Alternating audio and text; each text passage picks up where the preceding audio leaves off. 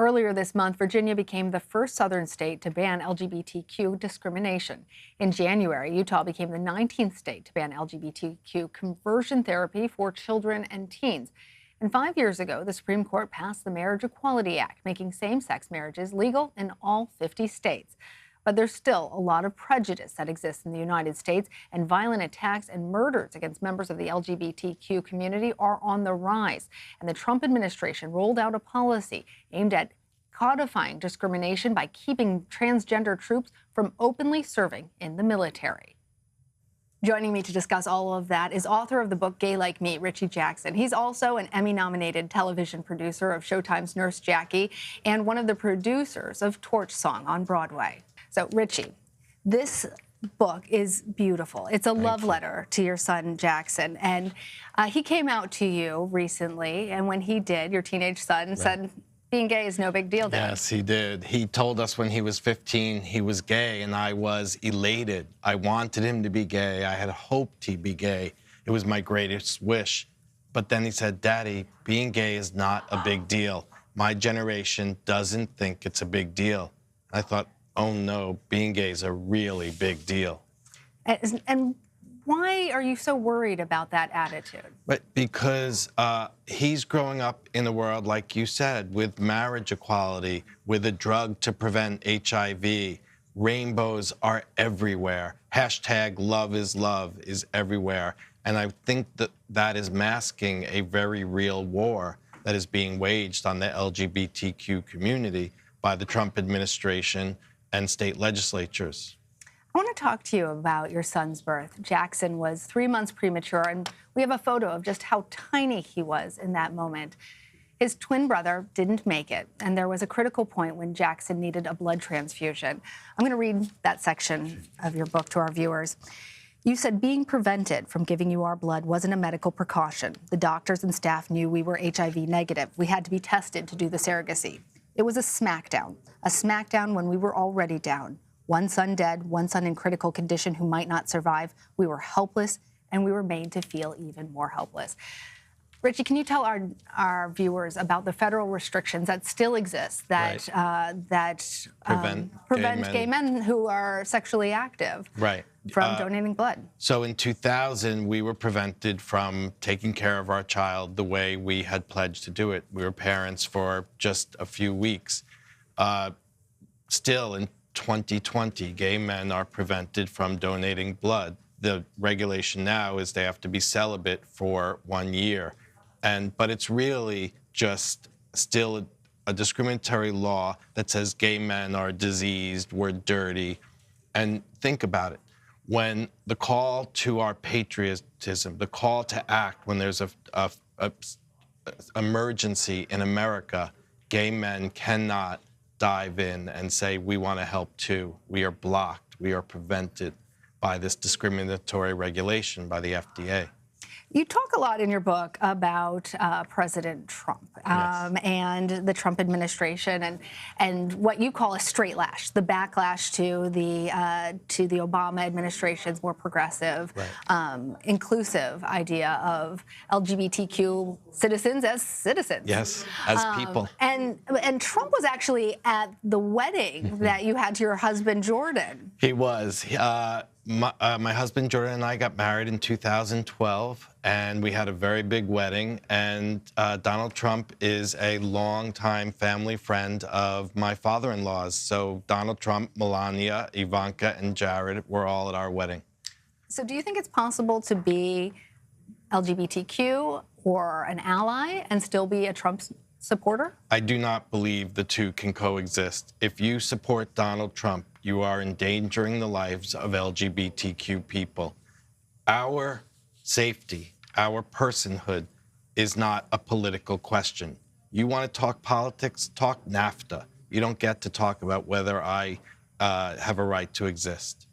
Let's talk about the politics right now. The Democratic hopeful, Pete Buttigieg. He's the first openly gay person to campaign for the Democratic nominee, and he's doing very well in states like Iowa and New Hampshire.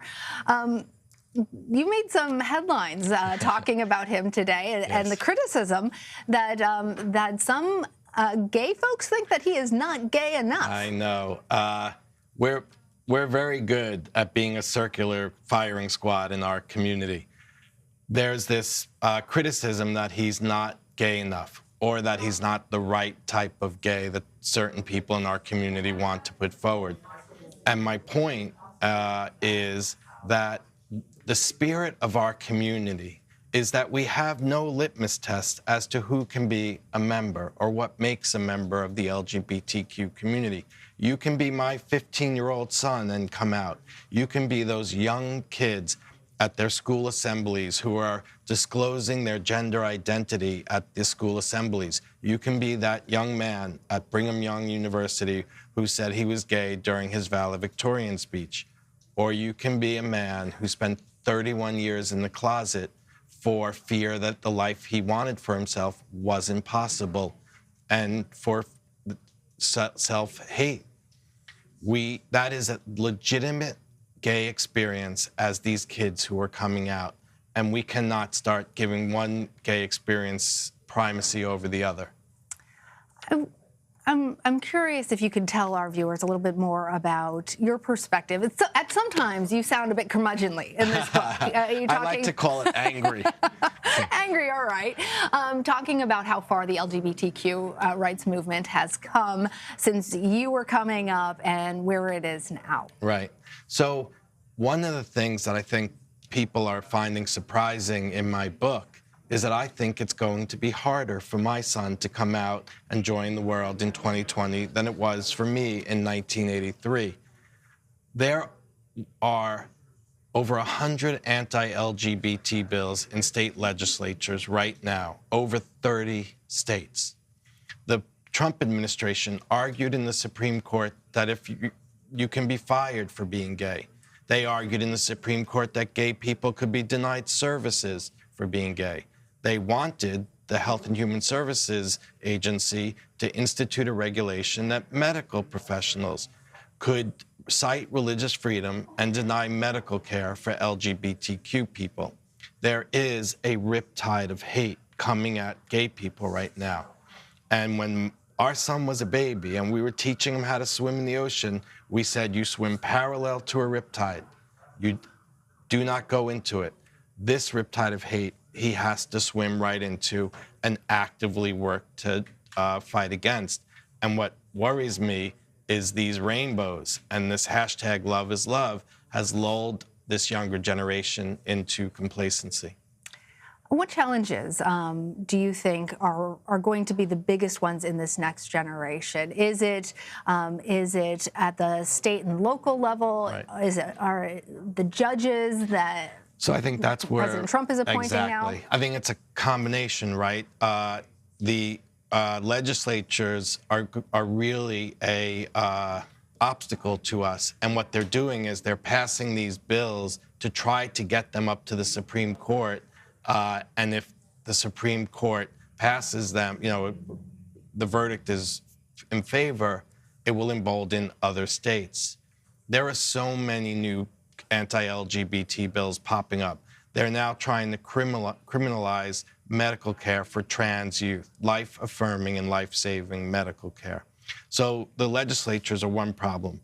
The anti-LGBTQ judges are another problem. And what I'm trying to do in my book, is to say, we have been talking about LGBTQ people wrong for centuries. We are not a defect. We're not worthless. We are marvels. Think about what all of us go through. We disappoint our parents. We're at battle with our government. We are stigmatized by religions. We're bullied in our childhoods. We're erased in our classrooms. We've survived a plague, and still we rise, come out, and say, this is me. That is the spirit of an extraordinary species of people. That's how we should be talking about and treating LGBTQ people. Species of people that, at their core, are people and Yes. enrich all of us. Yes. Thank you, Richie Jackson.